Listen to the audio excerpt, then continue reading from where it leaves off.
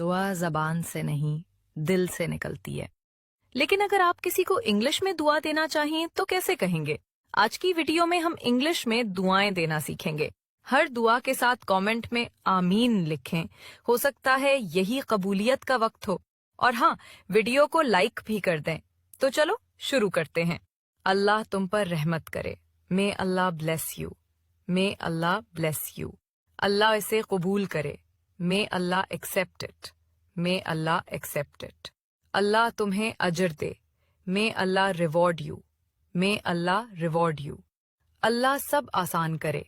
अल्लाह make things easy. Allah make things easy. अल्लाह पर ईमान रखो। Keep faith in Allah.